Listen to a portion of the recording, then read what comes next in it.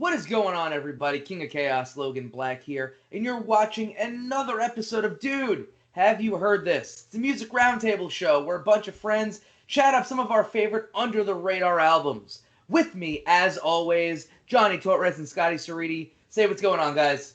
What's going on, everybody? What's happening? Joining us once again, second appearance on the show. Super stoked about this. Iron Rip Byson. Rip, how you doing, dude? So, I think it's kind of obvious where a lot of this music skews, but this week it was a bit of, well, I don't want to say unintentional. It was certainly an intentional metal week. Very, very metal.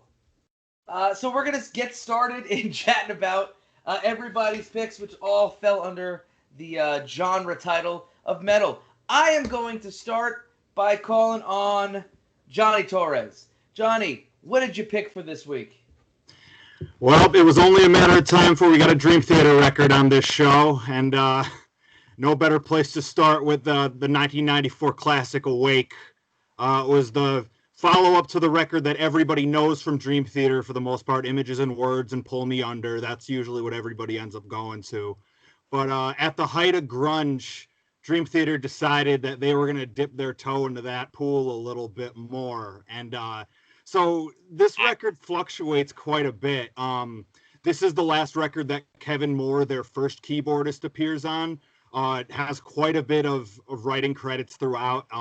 Space Dive Vest, the final track on this album, is really like his opus. It's almost like kind of his send-off from the band is him wrapping up that album the way they did.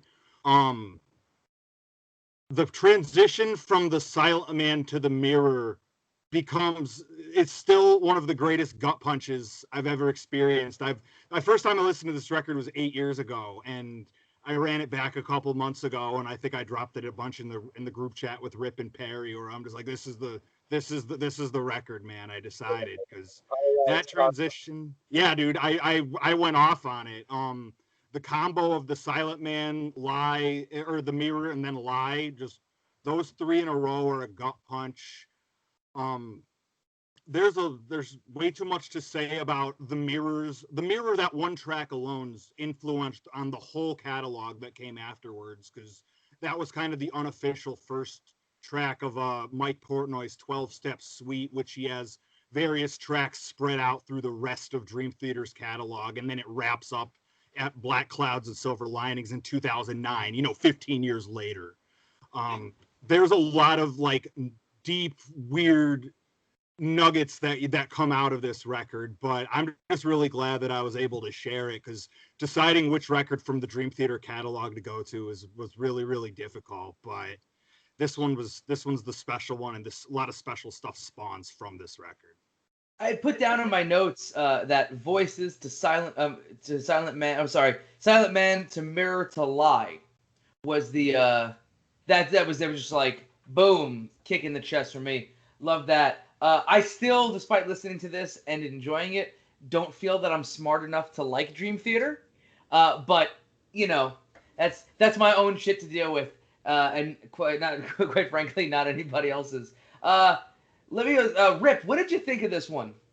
Well, as soon as Johnny Torres said Dream Theater, I knew I was in for a ride, and I actually listened to it while working out the other day, and holy crap! Like, I had to stop at some points and just like listen, because here's the thing with Dream Theater, is that everybody in that band, every musician from the singer to the whichever drummer and everyone in between, they're all too good at their instruments. They're at a level of being too good that every song they can easily go 12 to 15 minutes. And that's a rarity in most bands. But Dream Theater can bust those out, 6 of those songs an album easily. Like a 5-minute or a 4-minute song is like, whoa, what's that? That's a wrench in the mix, And but I really enjoyed this album. Let's see. Obviously those 3 songs that you mentioned were crazy. All of it's crazy. Just like I used to play guitar, and John Petrucci always popped up, and he was always too good for me to learn how to play. Big fat stupid lifting hands couldn't can't move that fast. They move fast, but they don't move that fast. And like, oh man, I've always, it's really good songwriting, and it's very masterful. Each one's like the master of their craft, and it's just so good. There's not a bad song on this album, I don't think. Yeah, I'm looking at it on Spotify. Yeah, no, I loved it all. Actually, when 6 o'clock started playing when I first listened, because I was actually going through the albums when you all sent them out, and I was like, okay, which ones can I bust out in my car? And as soon as that first one said hit at 6 o'clock, I was like, nope, they're gonna save that one. I got to sit down and listen to this album, because I was hoping maybe it'd be an easier Dream Theater. No, it was a ride. I love it.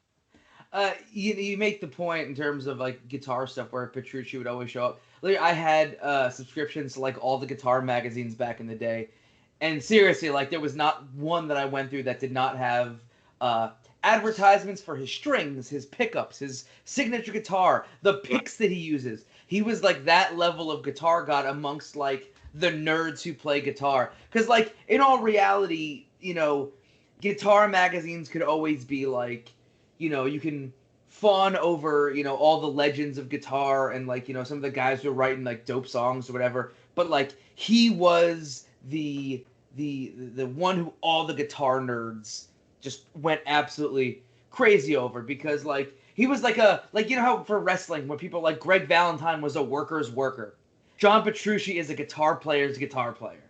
Yeah. And on the same note of like all these guys being like fantastic musicians, which obviously the production of this record to me stood out. Whereas I feel like every instrument sounded separate and then came together. Whereas like a lot of times you'll get, the bass will get lost in with like guitar or drums. But for me, everything just sounded completely separate. Like there was a different speaker, even in my shitty headphones, a different speaker for each instrument, which I thought was dope. Scotty, what do you think of this one? I really like this one. This was the second Dream Theater album I ever listened to front to back, way back when I was discovering Dream Theater. And I agree with all the points made. The Silent Man into the Mirror in a Lie is amazing. I think as a standalone track, Innocence Faded is probably one of the top songs on the album, which is a difficult thing to pick because, again, I don't think there's a bad song, track, note, anything on this record. I definitely got to agree, and I'm you know me, I get nitpicky when it comes to tracks that slow things down, and man, like even with the slower tracks on here, they were still really enjoyable. One thing that I want to say that like at least in my limited listening to of like Dream Theater and like bands of that ilk, where obviously you could hear that everybody's a ridiculous musician, but I didn't notice like the time signatures that I thought that I would. Because in a lot of the other Dream Theater stuff that I listen to, there's like very obvious tempo changes and time signature changes and key changes. And I did not notice that here. And that's not to say that it wasn't happening. I'm sure somebody who is, a lot smarter to this stuff recognizes all those things. I just didn't, which to me was awesome because it felt like, so my biggest issue with like a lot of progressive music in general is that it's becomes like a science and we forget to write songs, and just about like how many notes can I play, how many scales can I get through, what kind of weird stuff, what kind of weird time signatures. And this, it came out where it was like, no, we're gonna write the songs. At least to me in this, I'm sure they were all over the place in terms of like the mathematics and science of music. I got another little funny trivia piece for this week. Innocent Faded, you actually reminded me of it. I had to go back through my text because Delmy texted, like, she was working out with me at the time, and she sent me, and she said, that's an 80s prom song vibe to it. And I'm like, you're absolutely right. And so, yeah, that one was definitely one of my favorites too. And then, of course, she sent me a text about the Silent Man and all that. And so, yeah, but, oh, man, it's a trip, man. That's one of those ones where you just sit down with a bunch of drugs and you just listen. Yeah, that also might be what it is for me, is that I don't do enough drugs to really enjoy Dream Theater. But that's not a knock on the music. That's way more just my sobriety and how that works. So So we give ratings to these, and we gave a rating to this Dream Theater record. I'm going to start with Scotty. What did you rate this Dream Theater album? I gave this one 9 out of 10 dudes in rush shirts wearing flannels around their waists. I happen to like that one a lot. I gave this one 7.5 out of 10 kids who skipped learning Blitzkrieg Bop and went right to learning Master of Puppets. Again, guitar reference for Rip. We all knew those kids in high school. We were sitting there playing the bop or the whatever it was, and then there was that dude in the tight leather pants who was like, bah, bah, bah, bah. Anyway. All the kids in my school skipped Blitzkrieg Bop and went straight to Master of Puppets, man. Oh man, we would have been in the very, very different crews. But Rip, what did you rate this one? You know what? Now I'm going to rate it on the fly because I didn't rate any of them. Call it on the fly, brother. Brother, listen, here comes. You know, for its wackiness, I will give it. I'll agree with you. 7.5 out of 10, man.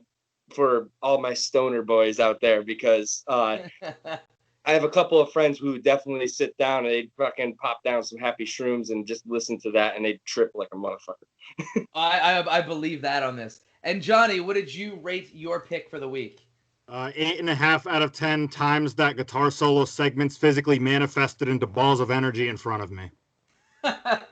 Spoken like a fucking scion, my friend, or Saiyan, I don't know. Who cares? That's even more nerdy than I can get into, which is saying something. Let's move on to, or actually before we go, any other questions, comments, concerns, or feelings about Dream Theater? Next time I'm on, more Dream Theater. No problem. I already got the next album I'm going to pick from them in mind. Fantastic. All right, let's move on to Rip's pick. Rip, why did you pick this album, and or what album did you pick and why? Well, I picked The Devil You Know by Heaven and Hell, which is, for people who don't know, it is the reincarnation of the Dio Sabbath lineup of Geezer Butler, Tony Iommi, Ronnie James Dio, and technically this is Vinny Appice playing, but it would have been Bill Ward if it was Dio Sabbath. Actually, one album, never mind. It would have been Vinny Appice. But anyways, yeah, it's the post-Ozzy Black Sabbath lineup, which actually is personal favorite of mine. If you were to pick all the Sabbath, because there's actually two other Sabbaths. Sabbath is multiple Sabbathi. Between Dio and Ozzy, Dio is the superior Sabbath to me, and I'll fight anybody who ever. They're different. They're very different, but Dio is my favorite of them. But anyways, this is them coming back in like 2009. They had no intentions on getting back together. Ozzy had just sued Black Sabbath when they tried doing release another album as Black Sabbath. Actually, it wasn't Ozzy. I'm sorry. It's the Demon Overlord Sharon. Thank you. She shit out of the boys from Sabbath that they couldn't use Black Sabbath as a name. So they were doing a whole bunch of like one-off reunion shows as Dio Sabbath, and and Dio even says about this album, there was no intention on ever getting back together and doing another album. He thought he was going to go back to Dio. Also, side note, this was a year before he died. This was the last studio record. So it's aging, cancer-ridden Dio, and that makes it even more powerful to me. But yeah, I first heard this album about 5 years ago. I thought Dio was basically, he never went back, and I didn't realize that Heaven and Hell even released an album. I just thought they were touring under that name, and that these were just deep cuts off of the old Sabbath albums. But no, I discovered this, and holy fuck, they're just so freaking heavy. It's a different Sabbath than what you're used to. It was a new tone, like the whole tone of the band had changed. Dio wasn't getting the high notes anymore. He was just evil, growling monster. And then when you go and you listen to these songs live when they did on that tour for this, it sounds exactly the same. And they're on those guys, or this lineup is on that level of Dream Theater where everybody is too good at their instrument, and it's absolutely mind-blowing. And I just, like I said, I couldn't pick two songs. on this album, but I did pick Bible Black because I learned to play that on a guitar, and it's just such a fun kind of like, here we go riff. And then I also chose Eating the Cannibals because I think that's the only, looking at this now, it's the only upbeat song on there. And I love Dio upbeat Sabbath songs, you know? And also I hear Eating the Cannibals once a day on my, playlist. So it's beating into my head. But yeah, I really love this album. Definitely one of my favorites of Sabbath.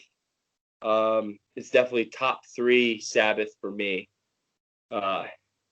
Actually, all 3 of them are Dio Sabbath, so never mind. It's just Dio songs. So I'm going to defer all of my feelings on this because I've got a lot to speak about. I feel like Frank Costanza on Festivus. There's a lot of grievances that I need to air. But I am going to say, because Cal made the comment that he prefers the Dio Sabbath. I'm going to say, because we were talking about high school and what kids were playing which guitar riffs. The thing that kept me away from hanging out with the metal kids is I wore a Black Sabbath shirt sophomore year in. It said Black Sabbath ruined my life. It was my favorite shirt. And I walked in, and there was a crew of like 3 or 4 metal kids, leather jackets, tight pants, Iron Maiden shirts, all 3 or 4 of them, dressed the fucking same. And walk by, and one guy goes, Black Sabbath is awesome, man. Black Sabbath was better with Dio. And I knew that I was never hanging out with them again. Johnny, what did you feel about this one?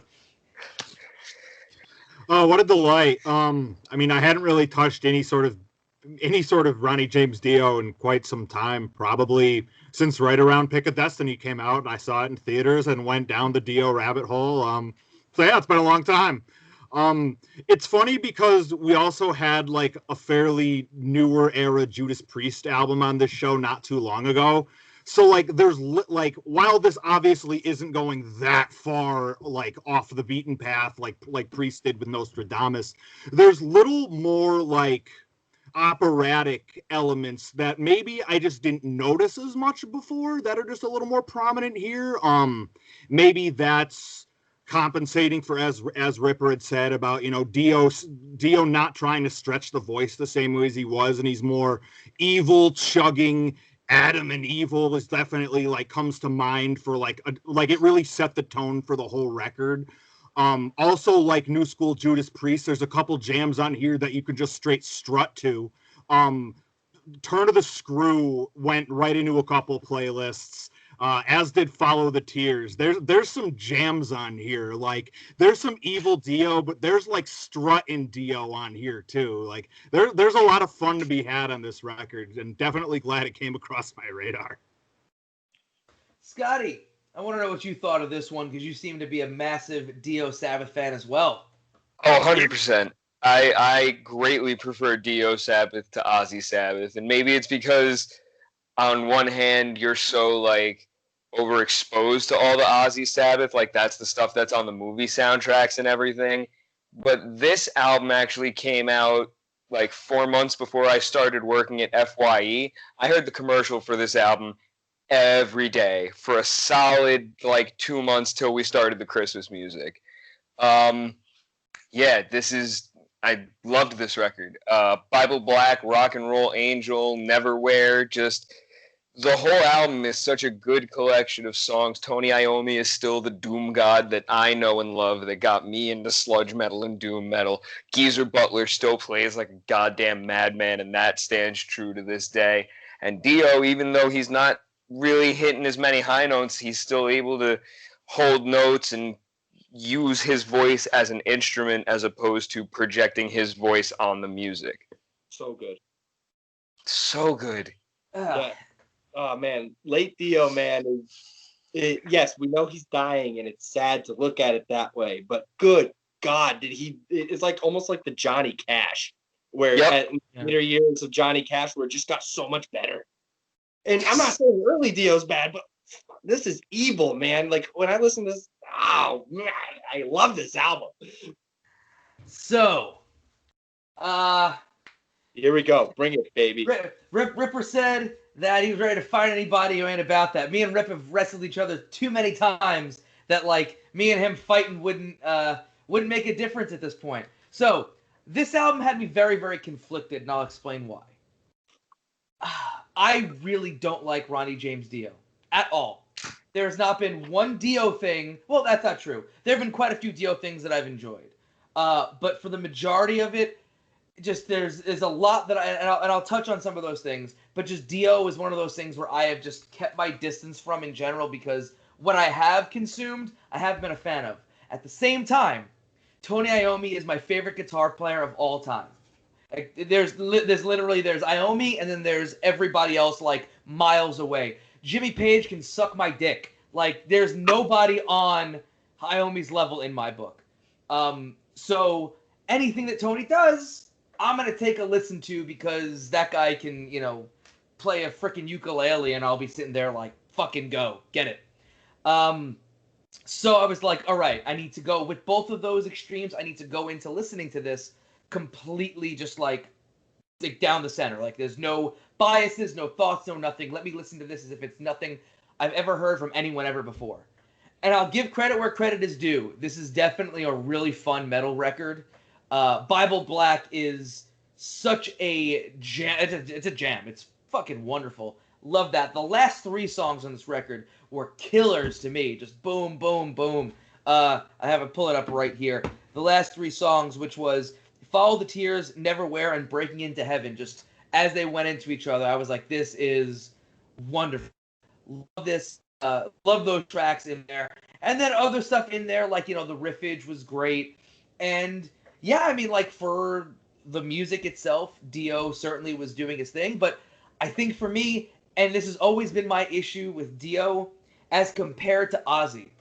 Ozzy felt like it was evil. Like, there was an evil there, and it's like, man, there's some deep shit going on. Like, even in stuff like, Sabbath, Bloody Sabbath, it's lyrically just felt evil to me, whereas Dio always felt like, you're, even in his, early days when he was not an old man, he looked like an old man, and it always lyrically sounded to me like your grandpa trying to be cool when you're in your goth phase. You know what I mean? Like, that's always how I caught it.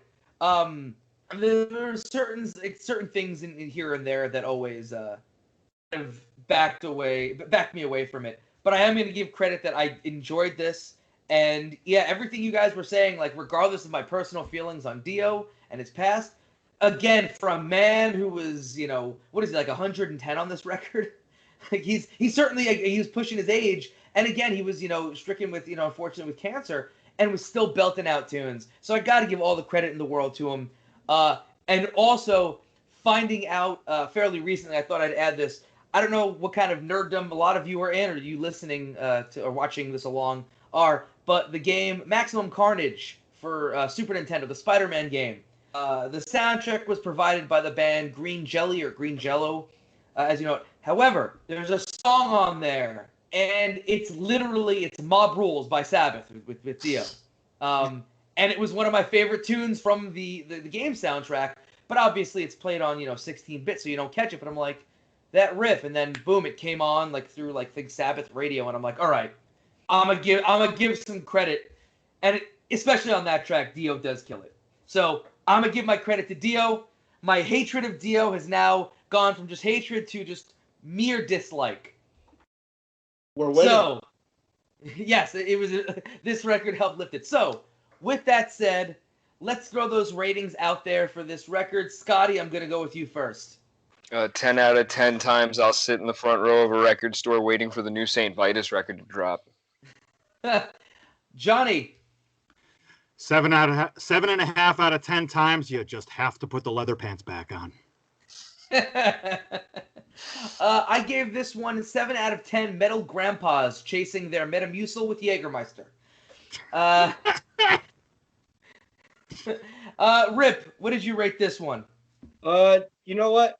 I'm really biased, so 10 out of 10. I will suck Ronnie James Dio's dead dick. That's fair, man. Listen, when Iommi goes, I'll be in the same boat as you with Tony Iommi. Literally, like, there is nobody on Tony Iommi's level forever for me. Like, there's nothing. There will never be anybody close. He invented it. Right, exactly. With, like, missing finger parts, too. He's brilliant. with that said, do we have any other questions, comments, feelings about Heaven and Hell? All right, let's move it on to Scotty's pick that I was possibly the most surprised with this week. And I'll get into that once Scotty lays it on us. What did you pick, dude? I don't know how I always pick the most depressing record every week, but it's starting to become a trend that I'm not comfortable with. Yeah, I picked the second and final album by New Orleans sludge band Acid Bath called Pagan Terrorism Tactics. I found this album in high school, reading articles about sludge metal because I had someone tell me that I might be into it because it more of the sludge bands started as hardcore bands. Corrosion of Conformity, Neurosis, they all started doing this really fast, aggressive thing. And they're still aggressive, just not as fast. So checked into this, and within the first 18 minutes, the first 3 songs, I was absolutely hooked. And that's when I found out there was only one album other than this, and got really sad immediately after. This is one of my favorite albums of all time, regardless of genre. I was really angry until recently because it was never on Spotify, so I always had to carry around my iPod Classic just to listen to a little bit of Acid Bath every once in a while. But yeah, this whole album is just, this is what I hold sludge metal up to, especially when people are showing me new bands and stuff. This is kind of my benchmark. So, I mean, you hit it on the head when it comes to, like, comparing it to, like, you know, Conversion to Conformity. And literally what I wrote down, COC, Pantera / Down, Neurosis. Getting big vibes on that stuff. The reason I said what I said to start this off was that Acid Bath is always one of those bands where, like, when you go to shows, I'm certainly regionalizing myself here, but, like, shows in Brooklyn or, like, in New York City, at like the smaller metal shows, there was always one dude in the crowd who was just like certainly older and had that like, I'm not gonna listen to any of these opening bands, or like, I came for this opening band and everyone else sucks vibes, and he was always wearing an Acid Bath shirt. And you see that, I'm like, that is a dope band name. But I never gave them the time of day, and I am glad that you brought that into my life this week. Rip, what did you think of this record? Well, Pagan Love Song hooked me immediately. And once again, this had survived the shuffle of me skipping through this, hearing the first clips of the first 3 songs to see which one I was going to listen to first this week, and see which one I could really bang through. And the first 3 songs were like, oh fuck, these are all different. So, Pagan Love Song, I love. That's a driving song from a 90s movie. What's it called? And then, you know, it's weird. I was getting this vibe the entire time listening to this album of it was White Zombie with Typo Negative. Ooh. And I don't know if anyone got that, but it had this industrial, I call it industrial metal, vibe to it with the guitar playing and stuff. But then his voice came in, and the way he sang, I was like, and then some of the slower songs, the sludgy songs, was like, okay, this is Typo. And I'm a huge softie for Typo Negative. So I really, really enjoyed this album. The only thing I didn't enjoy was the creepy poems. That's I'll be right there with you, Rip, but I mean, that's kind of my thing as we go through all of these shows, is that I'm not a fan of the like the empty tracks of just like stuff. So yeah, like the poems didn't do it for me. Remind me once we get off here to tell, or, you know, maybe I'll tell at the end if we have some time, my story of high school and meeting Pete Steele from Typo Negative.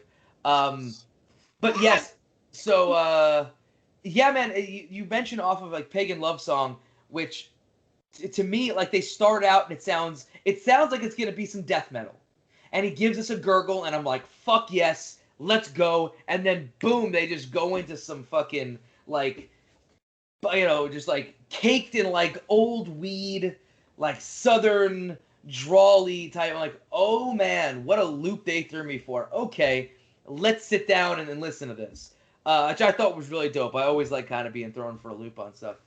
Johnny, what did you think of this one? Yeah, the vibes I got pretty much already, but COC and Down was what I wrote in terms of what I thought of off of this. I had briefly heard of Acid Bath in 2007 when I went away to college for a semester, and somebody gave me like a bit like 3 DVDRs worth of just all this metal that I had never ever in my life heard of. So like that was like the first time I heard like Sabaton and Gamma Ray and Hammerfall and just like all this stuff that like I regularly listen to on Spotify now, but was really, really hard to find then. So yeah, this was a trip down memory lane in that regards. Yeah, Pagan Love Song, Bleed Me an Ocean, Grave Flower, just bang, bang, bang right off the bat with Killers.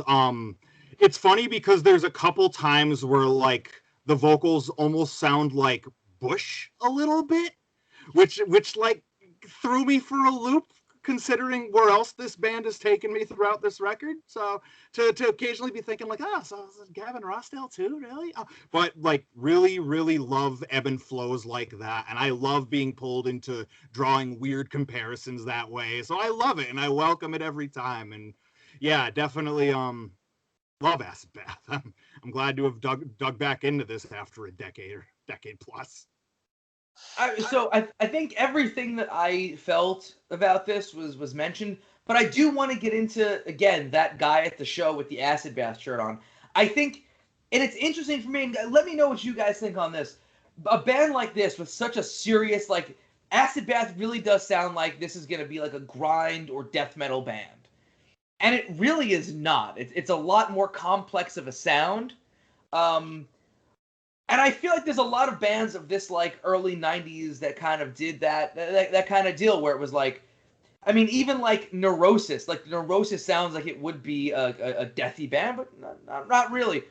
What do you guys think? Do you think that there is some kind of truth to a band, especially one of like this genre, kind of needing to have a name and an image? Because again, if you look at the album cover, it's some gross shit, and then the other album they have here on Spotify is what is this? Pogo the Clown? The first album is a John Wayne Gacy painting, and this album is a Dr. Jack Kevorkian painting. Right. So like there is this like big like very much like a death metal vibe. Oh yeah. Which if you listen again, the music is not reflective of it. Which is this is not a put down. It's just an interesting thing for me. So what do you guys think? Are you on the same page for me where it's like the image and name should match, or like what? Let's throw everybody for a loop. What do you guys think? Scott, let's go with you. I think it depends on what side of the spectrum you're looking at, because sludge metal, much like the other genres of metal, they have the serious side with bands like Sun and Yob and that type of stuff, Corrosion of Conformity to a point. And then you have the other end with Weed Eater and Bong Ripper and Bongzilla. And, I think some bands definitely have caught my attention thinking like, oh, this probably would sound like this, and then it ends up sounding more like an Acid Bath record or a Down record. Yeah. But I'm always pleasantly surprised either way. If it's Soylent Green's a good example of a band that mixes grind, death, and sludge and puts them together in every song they record, and they'll have an album appear on here soon. So we'll get to that when we get there. Rip, what do you think about that whole thing? Well, specifically looking at Acid Bath, when you sent me this and I saw the album cover, and then I just looked at the names of the songs, I had no idea what to think. Honestly, I thought it was going to be more hardcore because I don't know, I'm pigeonholing, I guess, what people listen to, hardcore. But then when I went through and I did the quick skip through the first 3 songs, and I said, oh fuck, I gotta sit down and listen to this now. Which isn't a bad thing. It's not putting down the album. I had to actually pay attention to it. Yeah, man, I don't know. I think they just threw shit together and it came out right, man. Because now that I look at the album cover and think about the name of the band and then think about the music that they played, I'm like, that makes sense. So fair. I don't know.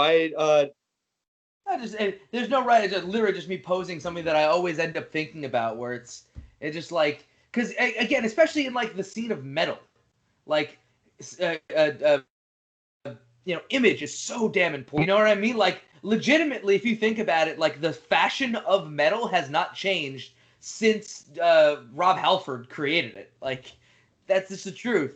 Johnny, what do you think? I mean, there's quite a few layers you can really go with there. So I mean, like as time, like especially being like an early '90s metal band period, when like subgenre notwithstanding, there were only a couple avenues that you could really go down because your goal at the end was generally like there were only a couple ways to make money at the time in music. So it was your merch or it was your album sales, and there were only a couple viable metal labels at the time, and there was only a couple ways that you could get metal merch sold at the time. So it was really risky for bands that would, for lack of a better term, be classified as joke metal bands. So as a result, you've got all these bands that potentially will be looked at now as joke metal bands, but there had to be like a layer of death metal seriousness. And like Goat Horror really comes to mind as a band like that, where like all their images and their t-shirts, it's typical death metal fare for the most part. But then you look at the lyrics and they're like, oh, they're not really that super serious about what they're doing. So I think it really varies, but I think their time period was a difficult one for being a metal band. You couldn't just call yourself a sludge metal band and then immediately be latched into the mainstream, because all of them wanted something different at the time. It's actually funny you mentioned Goat Horror, because Goat Horror was founded by one of the guitarists from this band, and the lead singer is the lead singer of Soylent Green. See, this is the kind of stuff that I would love to hop into on here from more. I think it just kind of worked out nicely. That's dopeness. But let's give this record a rating. Johnny, I'm gonna start with you. What do you rate this Acid Bath record? Oh, a 7 out of 10. Flannel shirts that were in perfect shape when I went into the show and were completely shredded when I came out. Rip, what did you give this one? I will keep it at a solid 7 out of 10. I had no idea what I was listening to. I gave this one 7.5 out of 10 bong rips that you could smell through your speakers. And Scotty, what did you rate this one? I give this one 9 out of 10. Not Alice in Chains, Mad Seasons. Ooh. Gotta love it. All right, any other questions, comments, concerns, or feelings about Acid Bath? Sweet. So let's move on to my pick before we get out of here. I chose The Impossibility of Reason by Chimera. It was a band I had worked for at one point. I worked for Roadrunner Records. This record, I feel like it got a little bit of love when it came out, because this was the era when like Headbangers Ball was coming back on the air. So, there was a bit of a resurgence in metal, and this is when like metalcore and like Killswitch Engage was tearing it up, and Hatebreed was headlining these massive tours. But this was a band that I always felt like they played like they could headline giant arena shows, and in a different time frame, whatever, when like metal could sell out arena shows, this band totally could have done it. And I think one of the most interesting things about this band to me was the fact that their first record on Roadrunner, their debut record, was a nu metal record. Like, they were about as nu metal as it gets. They were 100% a 9 out of 10 on the waka kaka scale. They had a DJ with samples and white dudes in dreads and big baggy pants. And then I think once that record came out and they got enough of a splash on it from like modern rock and metal stuff, they were just like, you know what, let's make the record that we want to make. And then bam, these guitar players are like, oh yeah, we could play. What's going on? Their drummer, it was, I forgot his last name, but I know his name is Andals. What a maniac! This dude is just the all over the place, all over these drums. And again, you heard none of this on that first record, and then they come out with this, and it's just like riffs and solos and double bass everywhere. and somehow they managed to find a place in like every other song for that DJ to just come in with something interesting. Again, I think it's unfortunate that this band kind of totally just fell off and under the radar, especially in terms of like modern stuff where like, there is some love for metal, even though it's a smaller crowd. It's still there, and I feel like this is one of those records where it's like, if metal fans of current metal would go back and check this out, I think it bridges what is current, what was at the time, and then all the stuff prior. Those are my feelings on this one, but I would love to hear what you guys think. I'm going to start with you, Johnny. It's funny, like how much like I was into Headbangers Ball at the time, and just like I couldn't pick a Chimera song out of a lineup for the most part. I kind of wrote them off after that first nu metal record, because that's kind of like that to me was their sound. I want to say they even opened up a Mayhem festival, and I walked by and like, yep, still not interested. So this record was a nice departure from that low bar that they had set, from just that handful of weird first impressions. Yeah, a lot more to like on here comparatively, and I really don't remember that first record all that well. I just remember how I felt at the time. Right. But in terms of like Pictures in the Gold Room knocked me on my ass. I played that song 3 or 4 times back and added it to like 3 different fucking playlists. Yeah, this generally felt like, and I guess the best parallel I can draw to it is like Devil Wears Prada used to really be into like sampling on everything, and then they got to Dead Throne and they're like, we should just focus more on music that makes people want to kill other people. And that seems like the similar thought process that Chimera had here. But really good listen, and I don't know what to say else than I won't ever give the first record another chance, but I mean, if there's more, I'll certainly be giving it a look. Yeah, they certainly, after this, they got a lot more technical, because I think they were like, no, this is the route we go, and we could all play our instruments. Let's do it. And they got way more technical and way more riffy. But I feel like the songs on this record is really what connects. Like, the first time I heard Power Trip, I was like, what the fuck am I listening to? This is so brutal. This is so aggressive. And just like, how do you not want to just headbutt somebody when you hear that song? I don't know. That's one I think caught me as well. Rip, what did you think of Impossibility of Reason? Well, when I saw Power Trip on there, I'm like, are they covering Monster Magnet? Damn it. Anyways. This one this is not burying the album. It won the "Okay, I'm listening to this first, I can get through this" award of the first 3 songs. I'm like, okay, we can bang this one out. I know what this is going to be. And then it actually got right off the bat, when the first play of songs, it got 2 songs put onto my Ripper's Riffs playlist. Down Again and Implements of Destruction, because I love 13-minute instrumentals. Yeah. And so that one won. And then Down Again, like I was listening to it, and like I genuinely got that warm feeling, like I'm getting like amped up, like motivated to do stuff, and like I was waking up, sort of thing. Like it was bang bang, every track bang bang bang bang bang, and I'm like, okay, this is working music. We can do stuff to this. And then those 2 songs really stuck out to me. Yeah, I was gonna write it off as another, like Torres said, I couldn't pick them out of a lineup type of thing. But then, like at the end of the songs, they were ripping solos that were amazing. Yeah. And I'm like, okay, now I have to wait through every single song to hear the guitar solo. And then I started listening to it more and more, and I'm like, okay, I like this band. So yeah, it actually got 2 genuine, this is going on to the playlist songs out of it. So yeah, thank you.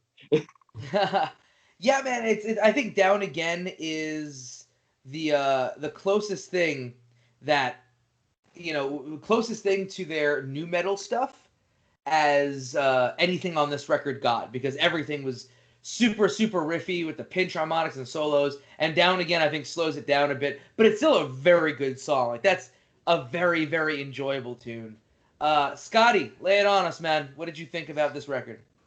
This and the album that immediately followed this were kind of the gaps in Chimera's discography for me, because I had heard the first record, I had hated the first record, and then took a break till the third record, and then they had just released a music video for their fourth one, and I was like, nah, this I can get behind, but whatever happened before this, we're going to leave that over there.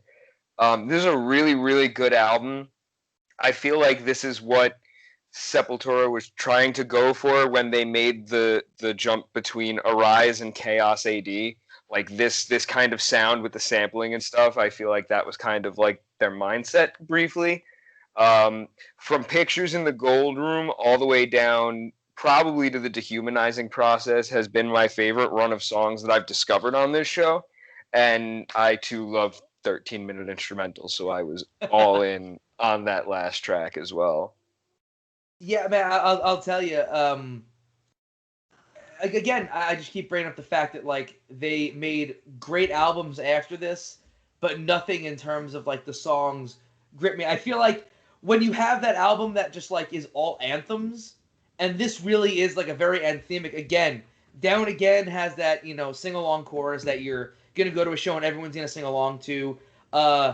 Cleansation is a fight song. Power Trip is another fight song as well, but that's an entire crowd going, fuck your power trip. Pure hatred. I hate. Who's not going to scream, I hate? I've been to these shows.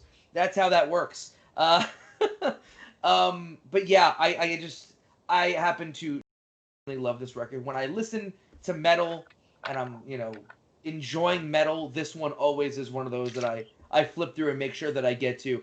And again, can't discredit the musicianship on this, because those guitar players play their asses off. And again, Andals, they got rid of him for a while, and I was so mad.